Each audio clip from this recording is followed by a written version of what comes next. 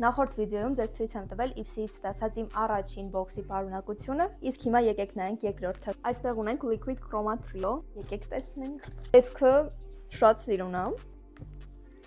Վաու, ոնց հասկանում եմ հեղուկ փայլեր են, որոնք քսելուց հետո չորանում են եւ տարբեր անկյուններից տարբեր երանգ են ունենում։ Առաջինը ունի այս տեսքը, մանուշակագույն եւ կանաչ երանգների մեջ է։ Հաջորդն այս տեսքն ունի, որը կարծես թե մանուշակագույնի եւ կապույտի խառնուրդ է։ Կողմից կանաչ երանգ ունի, մի կողմից վարդագույն, կողմից էլ սպիտակ։ Շատ սիրուն են, հաստատ ես իրանց կօգտագործեմ։ Տեսնենք էլ ինչ ունենք այստեղ։